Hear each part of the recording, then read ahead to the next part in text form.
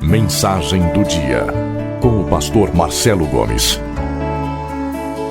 Eclesiastes, capítulo 1, a partir do verso 12 até o 11 do segundo capítulo. Eu, o mestre, fui rei de Israel em Jerusalém. Dediquei-me a investigar e a usar a sabedoria para explorar tudo o que é feito debaixo do céu. Que fardo pesado Deus pôs sobre os homens. Tenho visto tudo o que é feito debaixo do sol, e tudo é inútil, é correr atrás do vento. O que é torto não pode ser endireitado, o que está faltando não pode ser contado. Fiquei pensando, eu me tornei famoso e ultrapassei em sabedoria todos os que governaram Jerusalém antes de mim. De fato, adquiri muita sabedoria e conhecimento. Por isso me esforcei para compreender a sabedoria, bem como a loucura e a insensatez. Mas aprendi que isso também é correr atrás do vento. Pois quanto maior a sabedoria, maior o sofrimento. E quanto maior o conhecimento, maior o desgosto. Eu disse a mim mesmo: venha, experimente a alegria, descubra as coisas boas da vida. Mas isso também se revelou inútil. Concluí que o rir é loucura e a alegria de nada vale.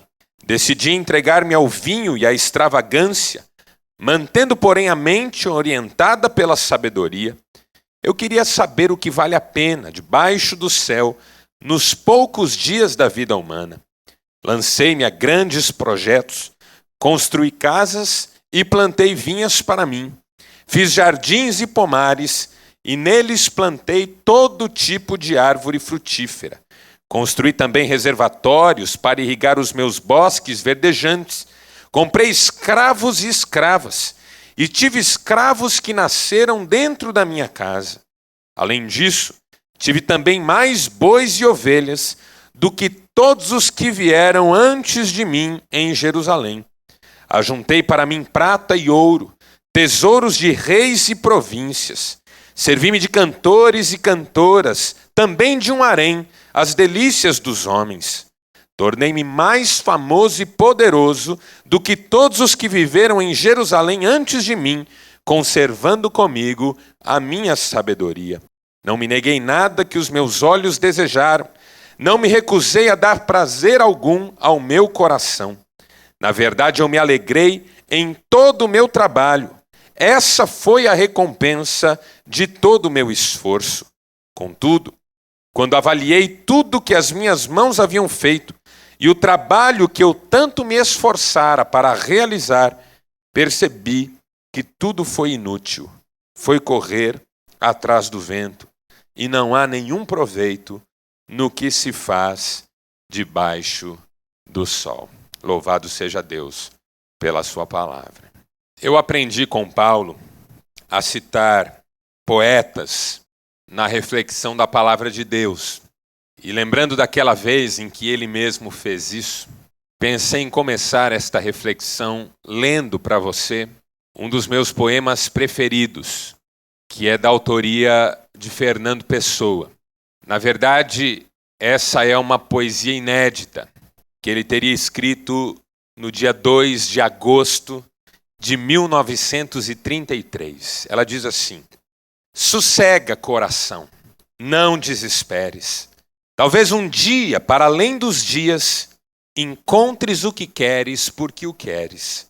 Então, livre de falsas nostalgias, atingirás a perfeição de seres. Mas pobre sonho, o que só quer não tê-lo. Pobre esperança há de existir somente. Como quem passa a mão pelo cabelo e em si mesmo se sente diferente, como faz mal ao sonho o concebê-lo. Sossega, coração, contudo, dorme. O sossego não quer razão nem causa, quer só a noite plácida e enorme, a grande, universal, solene pausa, antes que tudo em tudo se transforme. Esse poema fala de anseios profundos, do que vai no nosso coração, das expectativas de vida que nós alimentamos. Fala do grito que nós queremos dar contra tudo aquilo que nos ameaça, nos tenta, nos oprime, nos apequena.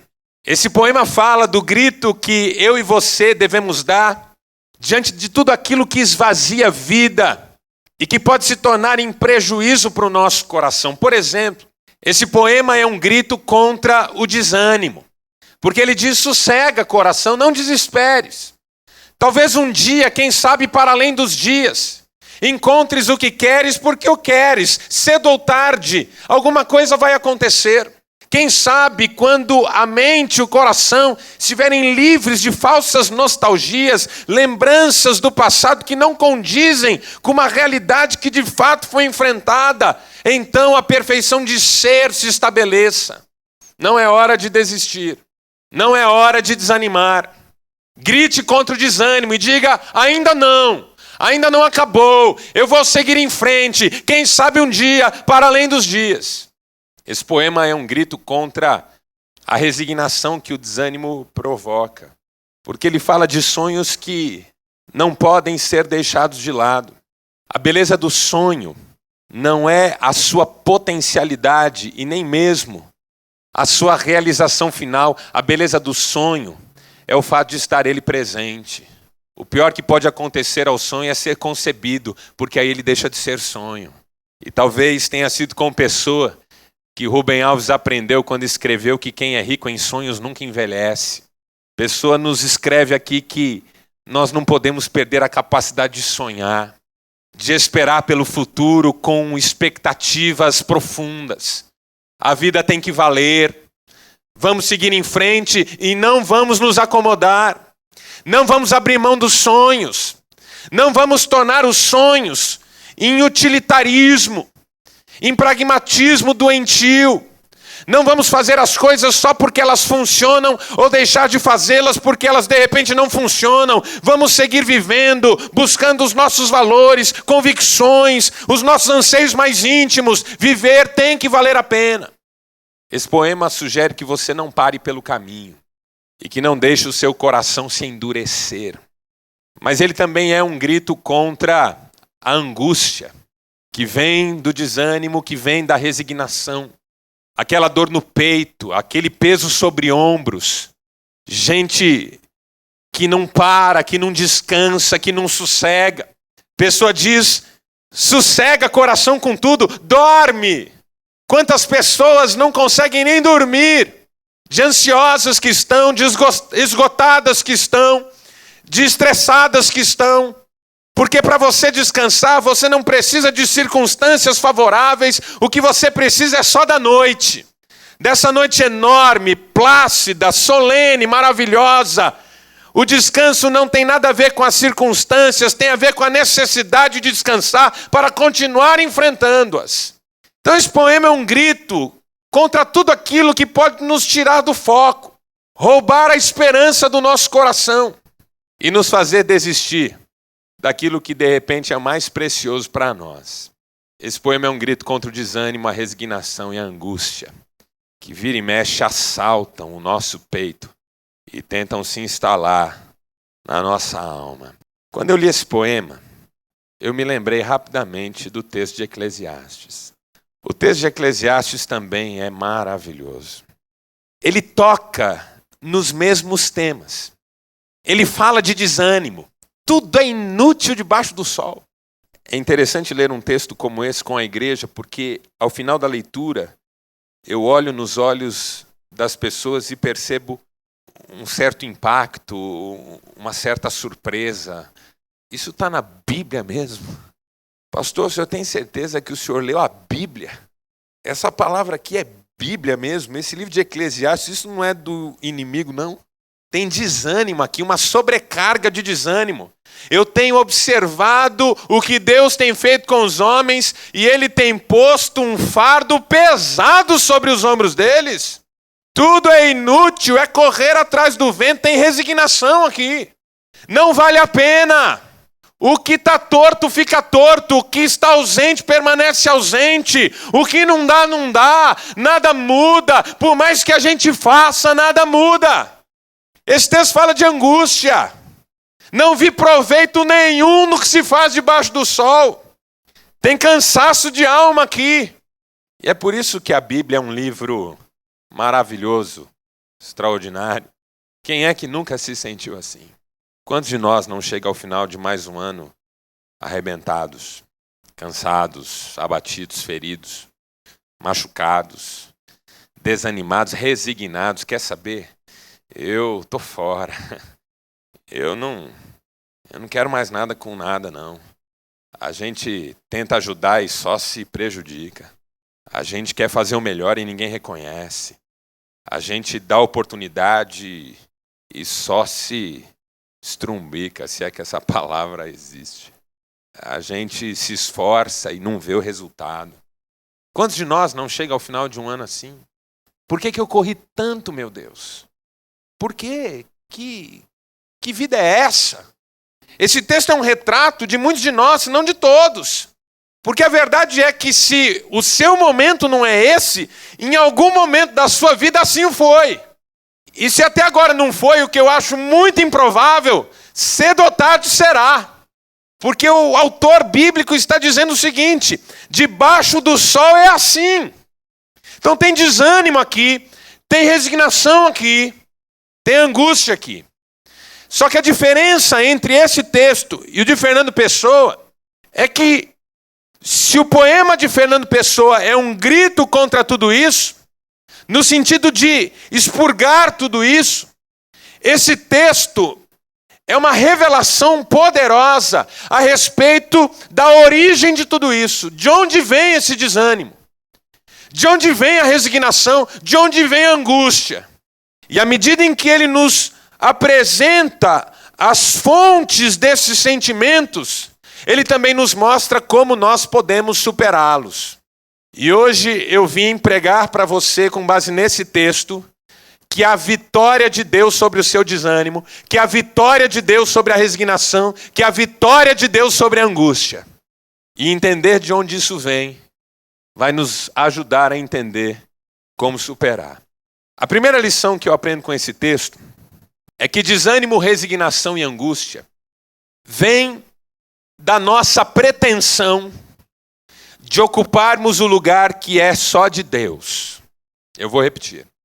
Desânimo, resignação e angústia nascem da nossa pretensão de ocuparmos o lugar que pertence exclusivamente a Deus. Tomamos o mundo nas mãos. Queremos abraçar o mundo, fazer tudo do nosso jeito, resolver os problemas com as nossas forças, mudar as circunstâncias ao nosso redor pelas nossas capacidades. E isso cansa, e isso desgasta, e finalmente isso nunca dá certo. Salomão disse: eu alimentei tanta sabedoria, eu adquiri tanto conhecimento, eu observei tanto a vida, eu aprendi tanta coisa. E sabe o que eu descobri no final? Que o que está torto é torto, que o que está ausente fica ausente e que a gente não muda nada. E como cansa tentar mudar as coisas e não conseguir. A mulher se desgasta tentando mudar esse marido, ele não muda. Esse pai se desgasta tentando mudar esse filho e não consegue. Na verdade é pior, porque a sensação que eu tenho é que quanto mais a gente se esforça, mais a gente piora. Você vai para uma conversa cujo objetivo é terminar o assunto, resolvê-lo. Ao final da conversa, você sabe, todos sabem, que agora está pior do que antes. Você vai ao médico resolver o seu problema. Por alguma razão, depois de tanto tratamento, você está pior. Fala, meu Deus, como é que foi isso? Cansa, desgasta. Tentar fazer o mundo como nós gostaríamos que ele fosse. Tentar fazer o outro como nós gostaríamos que ele fosse. O Poutonier diz o seguinte: Deus não fez o outro como eu o teria feito. E como é duro constatar isso. Como é duro trabalhar o ano inteiro para solucionar uma dívida e no final do ano ela é maior. Como é duro tentar encaminhar alguém e no final do ano essa pessoa está mais longe ainda. Salomão adquiriu sabedoria, conhecimento, e houve um momento na sua trajetória em que essa sabedoria, esse conhecimento se transformaram para ele num instrumento para ele mesmo tentar mudar as coisas. Todos nós conhecemos a história de Salomão e como ele esqueceu-se de Deus num determinado momento da sua vida. Passou a confiar na sua sabedoria, passou a confiar no seu conhecimento e começou a naufragar num mar de insatisfação, de desilusão, de desânimo, de cansaço, de frustração. Meu Deus! Qual que é a alternativa para o desânimo, para a resignação, para a angústia? Em primeiro lugar, é você se lembrar de uma vez por todas, quem sabe, que não é você, na sua força, com as suas condições, recursos, autoridade, poder, o que seja, que vai mudar as circunstâncias. Há um Deus no controle de tudo. Há um Deus no controle da nossa vida. O que nasce torto, morre torto na minha ótica, mas se Deus puser a mão endireita, o que está faltando, continua faltando, se depender da minha capacidade, mas se Deus estender a sua mão, vem abundância por aí. Ou é Deus, ou nós estamos por conta. Todos nós aqui, todos nós, cremos na graça, no amor, na bondade de Deus. Mas como é difícil entregar os nossos problemas a Ele e descansar. Sossega coração, contudo, dorme. Dorme. A sua noite insone não resolve o problema de amanhã. Pelo contrário, deixa o seu peito ainda mais apertado. Deixa a sua mente ainda mais cansada. E é possível que você se traia no processo e prejudique aquilo que você já não podia ajudar. Entregue, coloque no altar de Deus, consagre. Deus está no controle da sua vida. Para vencer desânimo, resignação e angústia, em primeiro lugar, eu preciso saber o que me compete e o que compete exclusivamente a Deus. Para de repente não me ver colocado naquela situação daqueles que em Atos dos Apóstolos estavam lutando contra Deus. Pastor Messias Anacleto sempre dizia o seguinte: se nós não atrapalharmos Deus, já fazemos grande coisa.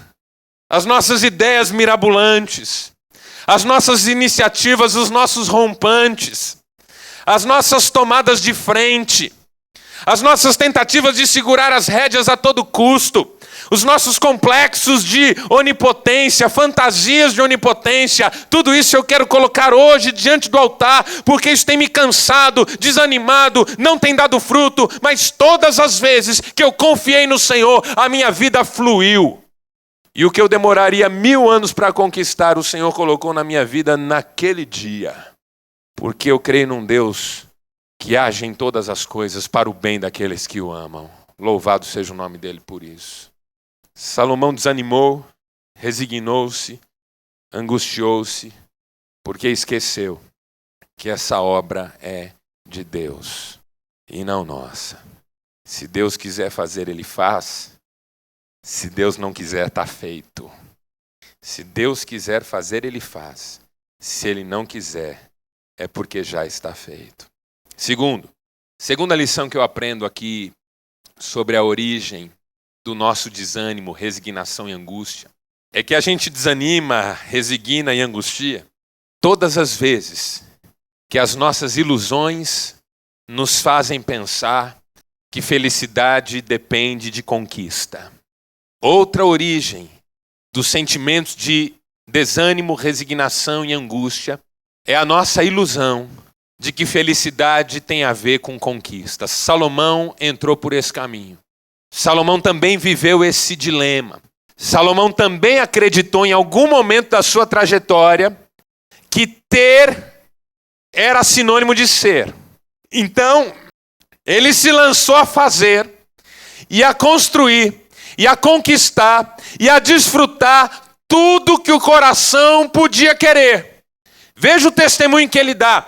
Eu me entreguei à bebida, porque vi que o povo bebia, ficava contente e fui fazer isso também.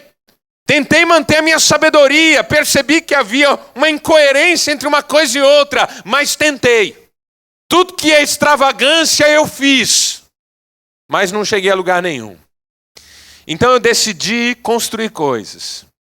Eu fiz jardins, pomares, reservatórios, desenvolvi tecnologia, construí palácios, trabalhei com arquitetura, com engenharia. O que havia de ciência, eu me dediquei. Fiz coisas que ninguém antes de mim fez, mas também não cheguei em lugar nenhum. Aí eu resolvi ter poder. Comprei escravo, escrava, não tinha uma ordem que eu desse que alguém não cumprisse. Como se não bastasse ter escravos, escravas, ainda tive escravos nascidos na minha casa.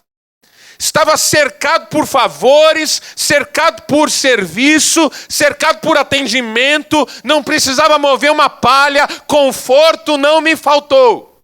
Nada. Vento, proveito nenhum debaixo do sol. Então eu fui ser macho. Eu fiz um harém. Fala, o topo da vida é ter mulheres, é ser Dom Juan, conquistador. Eu fui manter um harém. As delícias dos homens eu tive. Nada. Você conhece esse filme? Já assistiu esse filme? Já protagonizou esse filme? Eu já ouvi inúmeras vezes. Gente que conquista tudo e não tem paz. Gente que tem todo o dinheiro que esse mundo pode oferecer, mas tem vontade de se matar quando não o faz. Gente que você daria tudo para estar no lugar e de repente descobre que a pessoa daria tudo para estar no seu lugar. A pessoa tem uma casa na praia, linda. Uma mansão, frente para o mar. Um mar paradisíaco. E a pessoa nem vai. E você diz, meu Deus, se eu tivesse uma kitnet, também não ia. Porque Fernando Pessoa diz, o melhor do sonho é não concebê-lo. Porque toda concepção de sonho é uma declaração de que aquela felicidade que você apostou ali não estava ali. Por isso que gente que conquista menos, às vezes é mais feliz do que gente que conquista mais. Porque não faz grandes apostas e não tem grandes decepções. Quando eu tiver minha casa, quando eu terminar esse doutorado, quando eu trocar esse carro, quando eu concluir essa faculdade, quando eu casar, aí finalmente eu vou ser feliz. E não é.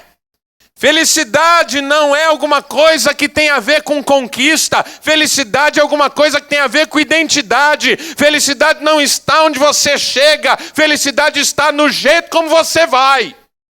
Há um provérbio chinês que diz que estradas não existem para destinos, existem para caminhos. Isso levou Ed René a dizer o seguinte: felicidade não é um lugar onde você chega, é um modo como você vai. Se você não é feliz agora, não o será daqui a pouco, porque terá a tal notícia que espera tanto.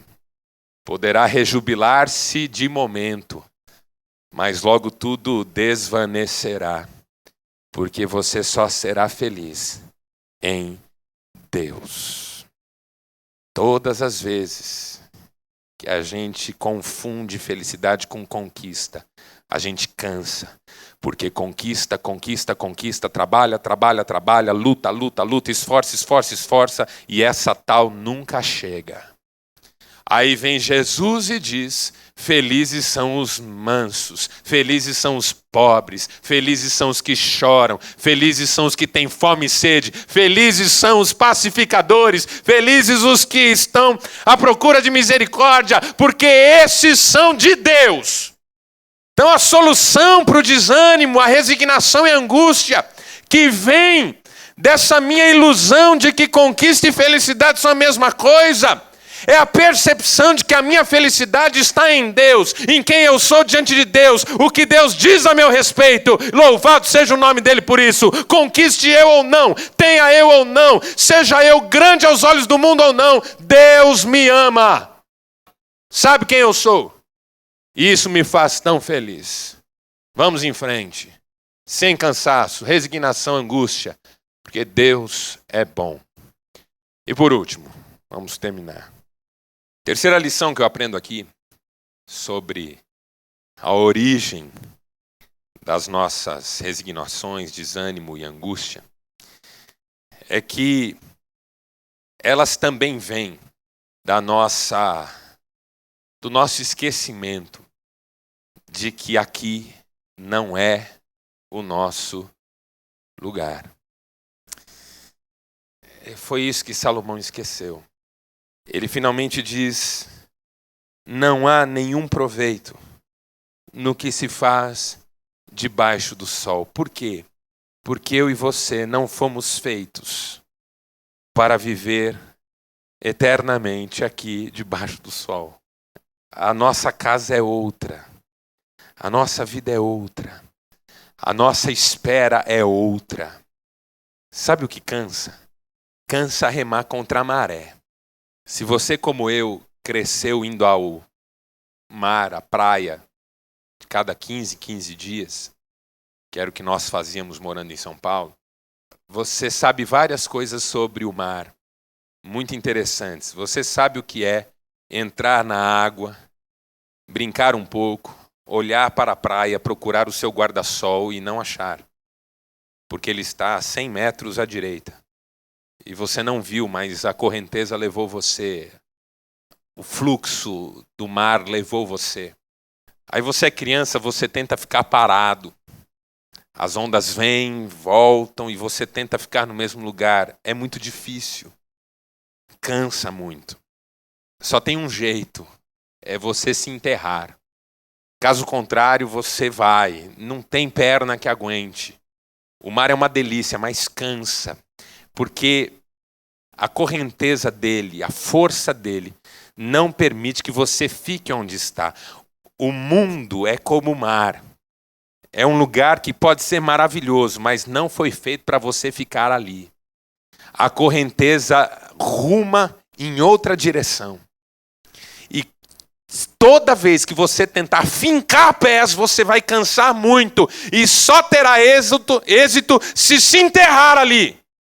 Então é o homem que se enterra no trabalho, é a mulher que se enterra nas questões da casa, é o filho que se enterra na droga. Como que quem diz, eu vou ficar aqui, daqui eu não saio. E todo enterro é um sepultamento, porque a vida está para além. Quem sabe um dia para além dos dias. O mesmo Fernando Pessoa escreveu um outro poema, em que ele diz assim: que é o homem mais do que a besta sadia, cadáver adiado que procria. Lindo, não?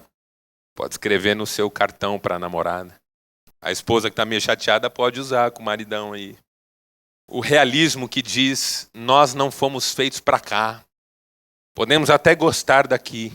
Podemos até querer fazer o nosso nome aqui. Mas fomos feitos para lá. E todas as vezes que esquecemos isso, ficamos cansados, desanimados. Porque a nossa luta não roda. O nosso esforço não compensa. A gente está fugindo do lar. Fugir de casa cansa. Fugir de casa cansa. Salomão percebeu que não havia nenhum proveito debaixo do sol. Porque para além do sol está aquele para quem nós somos feitos. Então eu quero, para vencer o meu desânimo, resignação e angústia, assumir de uma vez por todas que eu sou cidadão do reino, filho do Altíssimo. A paz só vai encher o meu coração quando eu descobrir de uma vez por todas o que significa Jesus orando e dizendo: Pai, eu não sou deste mundo, como eles também deste mundo não são. Venha o teu reino, seja feita a tua vontade, na terra como já é nos céus. Senhor, eu tenho saudade de casa e estou aqui para fazer a tua vontade. Não vou me debater, vou deixar esse mar me levar, que ele me leve para onde tu quiseres. Não vou fincar pé, minhas pernas já não aguentam mais. Eu vou abrir mão, renunciar, dividir, compartilhar, abençoar, servir, pregar. Porque servir a Deus é a única coisa nesse mundo que verdadeiramente descansa. Jesus é o nosso maior exemplo. Sendo Deus, não teve por usurpação ser igual a Deus. Não confundiu felicidade com conquista. Chamou de felizes os que têm fome e sede. E sabia que o lar da gente não é aqui. Eu estou indo, mas vou preparar-vos lugar. E quando eu for e vos preparar lugar, voltarei, para que onde eu estiver, estejais vós também. Feche seus olhos por um instante. Quero orar com você. Damos-te graças, Pai. Graças, graças e graças pelo teu cuidado para com as nossas vidas, pela tua bondade, generosidade, amor, a tua disposição em nos ensinar pela palavra. Quantas coisas lindas estão presentes na tua palavra, quanta riqueza, como o salmista disse, a tua palavra é muito mais valiosa do que o ouro, do que muito ouro fino, e é muito mais doce do que o mel que goteja dos favos. É uma palavra que orienta, que exorta, que incentiva, que corrige, que abençoa. Obrigado, Senhor. Obrigado por tudo que o Senhor tem feito nas nossas vidas e por tudo que o Senhor ainda vai fazer. Te pedimos, Pai, que nos dês a coragem necessária para vivermos de acordo com o que ouvimos, para tributarmos a Ti a glória que é devida ao Teu nome e nos deixarmos moldar pelas verdades do reino e pelo poder do Teu Espírito Santo. Enche-nos do Espírito Santo, Senhor. Fala conosco. É o que nós te pedimos, em nome do Senhor Jesus. Amém. Amém.